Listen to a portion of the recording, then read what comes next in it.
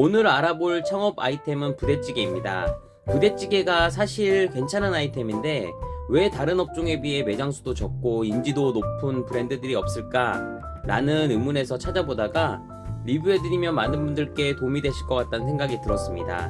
저는 프랜차이즈 브랜드를 알아보고 리뷰해드리고 있는 모두의 프랜차이즈입니다. 갑자기 숫자 1000. 커피는 요즘 인지도 있는 브랜드들은 매장 수 1000개는 우습게 넘어서고 있고, 술을 파는 주점도 투다리 역전할머니 1000개 넘는 브랜드들이 있어요. 생각보다 매장 수가 1000개 넘는 브랜드가 많더라고요. 매장 수를 생각하지 않더라도 부대찌개 전문점 수가 타 업종에 비해 적고 브랜드도 많지 않은 부분에 대해 고민해 보았습니다. 창업 아이템을 부대찌개로 생각하는 분들이 계시다면, 또 지금 부대찌개 매장을 운영 중이신 사장님이시라면 같이 고민해보는 시간으로 생각해 주시면 될 것 같습니다. 저의 궁금증에 대해 처음 접근한 부분은 바로 고객 입장에서 생각하자입니다. 내가 고객이라면 부대찌개를 언제 먹을 것인가? 그렇게 생각하니 보통 점심 메뉴로 고민을 한다는 부분을 생각하게 되었습니다. 그래서 주변 분들에게도 물어봤어요. 그랬더니 많은 분들이 점심 메뉴로 생각하셨습니다. 여기서 첫 번째 문제가 있습니다. 저녁 메뉴가 아닌 점심 메뉴로만으로 고민하는 아이템은 매출이 많이 나올 수가 없습니다. 일반적인 직장인의 점심시간 또는 학생들의 점심시간은 1시간입니다. 그 1시간의 점심 메뉴로 판매한다는 것은 당연히 매출에 제한사항이 많을 수밖에 없습니다. 그리고 점심시간 이후에 고객이 적어질 테니 저녁에는 또 다른 업종에 밀려 고객의 선택을 받기 어려운 부분이 있습니다. 특히 저녁에 식사와 함께 술을 한잔 하는 경우라면 더 선택을 받기 어려운 아이템 중 하나입니다. 그럼 실제 우리가 아는 몇 개의 부대찌개 브랜드에 대해 알아보면서 다시 이야기를 드리겠습니다. 정말 유명한 브랜드 중 하나인 놀부 부대찌개입니다. 요즘 세대에도 유명한지는 사실 잘 모르겠습니다. 놀부라는 프랜차이즈 회사는 과거 모건 스탠리에서 1110억에 인수할 정도로 경쟁력 있는 브랜드였습니다. 그런데 작년에 다른 사모펀드 회사에 200억에 넘기면서 기업 M&A 역사에서 실패 사례로 기억되는 브랜드가 되었습니다. 매장 수는 2020년 289개, 2021년 284개, 2022년 246개, 2023년 매장은 업데이트가 안 되어 있습니다. 수도권의 110개로 44.1%, 서울의 51개로 20.4%의 비중을 차지하고 있습니다. 계약 해지가 증가 중인데 3년간 165개점이 폐점했습니다. 명의 변경이 안 된다는 건 그만큼 매출이라든가 매장들의 여러 상황이 좋지 않다는 것을 뜻합니다. 매출은 2022년 월 평균 매출 1298만원, 평당 매출은 64만원, 평수는 20.1평입니다. 2021년 월 평균 매출이 1236만원으로 큰 차이가 없었던 것을 보면 코로나 이후에도 안 좋은 상황이 계속되고 있음을 알 수 있습니다. 가맹사업은 1992년 5월 6일에 시작하여 31년이 넘은 1세대 외식 프랜차이즈 브랜드입니다. 영업지역은 3,000세대당 1점포 또는 점포를 중심으로 반경 200m로 창업을 하시는 분들께 유리한 내용은 아닙니다. 수익은 얼마나 될까요? 총 매출 1,298만원에서 식재료 35%, 로열티 22만원, 인건비 15.4%, 임대료 330만원으로 잡으면 수익은 약 160만원, 12.6%가 나옵니다. 배달 비중에 따라 수익률 하락이 예상됩니다. 매출도 그렇고 수익도 그렇고 이런 상황이라 폐점이 증가한다고 보여집니다. 매장 타입이 총 3가지로 타입 1은 홀매장, 타입 2는 홀과 샵인샵 매장, 타입 3은 소형 평수 배달 매장인데 보시면 어떤 생각이 드시나요? 저는 놀부라는 브랜드가 이렇게 망가졌나 싶은 생각이 들었습니다. 우리가 메뉴를 정할 때 보통 전문점을 가게 됩니다.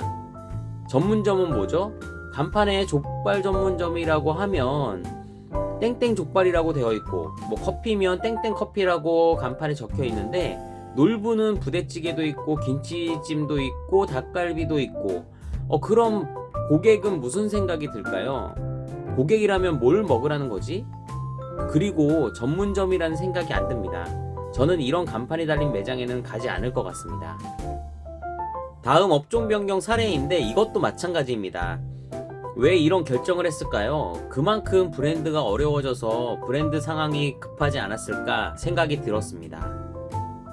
메뉴도 부대찌개라면 부대찌개 한 종류만 있는 것이 더 전문적이고 메뉴 집중이 가능한데 부대찌개 종류가 너무 많아요. 고객의 선택의 폭을 넓혀준다? 이건 아니라고 봅니다. 부대찌개 한 종류에 토핑이나 사리가 많은 것은 이해가 되지만 종류가 많은 것이 과연 고객이 원하는 방향일까요? 혼란을 주는 건 아닐까요? 전문점이라고 생각할까요? 한 번쯤 고민해볼 내용이라고 생각합니다. 얼마 전에 이슈가 되었던 육수에서 벌레가 나온 기사입니다. 이건 재수가 없었다기보다 가맹점 관리가 안 되었다는 결과물이라 생각합니다. 네이버 연관 검색어에도 올라와 있어 브랜드에 타격이 있을 거라 생각합니다. 다음 브랜드는 부대찌개 브랜드 중 가장 매장 수가 많은 땅스 부대찌개입니다. 홈페이지에 보시면 KBO 이벤트, 브레드 이발소와 콜라보 이런 내용들과 누적 판매량 체크하는 부분이 있는데 신기하게 판매될 때마다 숫자가 변하는 것을 알 수 있습니다. 가맹사업 7년이고 매장 수, 판매량 등등 정보가 노출되어 있습니다. 1위부터 20위까지 매장 매출이 올라와 있는데 높은 매출은 아닙니다. 1,500만원 매출일 때 순이익이 660만원이라는데 정말 이렇게 남는지 뒤에서 알아보겠습니다. 매장 수는 2019년 177개, 2020년 386개, 2021년 502개, 2023년 7월 2일 기준 580개의 매장이 있습니다. 2022년 데이터는 업데이트가 안 되어 있네요. 수도권에 260개로 51.7%, 서울에 61개로 12.1%의 비중을 차지하고 있습니다. 패전보다는 명의 변경이 잘 되고 있습니다. 매출은 2021년 월 평균 매출 1,417만원, 평당 매출은 135만원, 평수는 10.4평입니다. 2022년 매출 데이터는 업데이트가 안 되어 있습니다. 홈페이지에 창업 문의 전화도 잘 안 된다는 내용을 보면 본사의 직원 수가 적거나 관리가 안 되는 부분이 있다고 생각합니다. 가맹사업은 2017년 1월 29일 시작하여 7년이 조금 안 된 브랜드이고 소자본 창업이라 빠르게 확장했습니다. 수익은 얼마나 될까요? 매출이 2021년도만 있어 매출 1,417만원으로 식재료는 45%, 인건비 21.1%, 로열티 고정 11만원, 임대료 110만원으로 잡으면 순수익은 약 270만원, 19%가 나옵니다. 포장이 많고 배달은 적으니 이 정도 생각하면 될 것 같습니다. 모바일 웹이 별도로 있는 부분, 비조리 판매이기 때문에 가격적으로 3인분 9,900원이라는 점이 이점이 있습니다. 땅스 부대찌개 때문에 그리고 대형마트 유통회사에서 판매하는 밀키트로 인해 홀에서 부대찌개를 판매하는 브랜드들의 매출에 타격이 심각한 것은 맞습니다.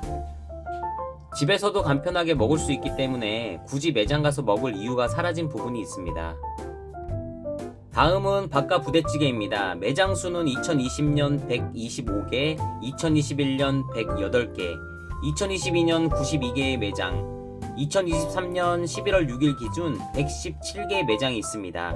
수도권에 49개로 41.8%, 서울에 25개로 21.3%의 비중을 차지하고 있습니다. 계약 종료가 증가하고 있고 명의 변경은 감소하고 있어 브랜드로 봤을 때 좋은 상황은 아닙니다. 매출은 2022년 월 평균 매출 2,091만원, 평당 매출은 79만원, 평수는 26.2평입니다. 2021년 월 평균 매출은 1,654만원으로 약 20%의 매출이 오른 부분은 있으나 평수 대비 매출이 낮은 것은 맞습니다. 가맹사업 시작일은 2008년 7월 14일로 15년이 넘은 브랜드입니다. 수익은 얼마나 될까요? 매출 2,091만원에서 식재료 40%, 인건비 20%, 로열티 고정 16만 5천원, 임대료 385만원으로 잡으면 수익은 약 200만원, 9.3%가 나옵니다. 재밌는 것은 부대찌개도 팔지만 닭갈비도 판매하고 있는데 역시나 저녁 매출이 안 되기 때문에 저녁 메뉴로 닭갈비를 판매하고자 했으나 이것도 잘 안 되는 부분이 있습니다. 닭갈비를 먹는다면 사람들은 어디로 갈까요? 당연히 닭갈비 전문점으로 가겠죠? 오늘 리뷰할 마지막 브랜드는 킹콩 부대찌개입니다. 배부름의 즐거움이라는 슬로건으로 라면사리와 공깃밥을 무한 리필해 드리고 있습니다. 요즘 시대에 라면사리와 공깃밥 때문에 이 브랜드를 선택해서 간다? 정말 그럴까요? 매장 수는 2020년 143개, 2021년 138개, 2022년 133개, 2023년 7월 2일 기준 134개의 매장이 있습니다. 수도권에 75개로 55.9%, 서울에 36개로 26.8%의 비중을 차지하고 있습니다. 계약 해지가 꾸준히 나오고 있고 명의 변경은 감소 중으로 브랜드는 하향세에 있어 보입니다. 매출은 2022년 월 평균 매출 2,402만원, 평당 매출은 77만원, 평수는 30.9평입니다. 평수가 제법 큽니다. 가맹사업 시작일은 2012년 5월 17일로 11년이 넘은 브랜드입니다. 영업지역은 반경 250m로 제한적인 부분이 있습니다. 수익을 보면 매출 2,402만원에서 식재료 40%, 인건비 20%, 로열티 고정 22만원, 임대료는 30평이라 550만원으로 잡으면 수익은 약 200만원, 8%가 나옵니다. 평수도 조절할 필요성이 있고 브랜드의 전반적인 리뉴얼이 필요해 보이는 시점입니다. 네이버 검색해서 사진을 보면 라면사리 사진들이 보입니다. 브랜드가 의도된 대로 고객이 느끼는 부분을 확인할 수 있고 연관 검색어의 포장도 눈에 보입니다. 오늘은 부대찌개 아이템에 대한 이야기와 인지도 있는 브랜드들의 현재 상황을 이야기해드렸는데 아이템은 좋지만 한계성이 있기 때문에 그 부분을 보완하고자 다른 메뉴를 넣거나 다른 브랜드를 가져와 같이 영업을 하고 있는데 어떻죠? 잘 안되고 있죠? 결국은 방향성이 잘못되었다는 것이고 진짜 고객의 입장에서 어떻게 해야 전용 매출을 올리면서 브랜드가 확장성 있게 나아갈 수 있는지 각 브랜드에서 고민하지 않으면 지금보다 상황은 더 안 좋아질 거라 생각합니다. 지금 부대찌개 매장을 하시려는 분들도 이런 부분을 고민하셔서 창업하시기를 바라며 운영 중이신 사장님들께서도 고민하셔서 부자 되시기 바랍니다. 저는 다음에 다른 브랜드로 찾아뵙겠습니다. 감사합니다.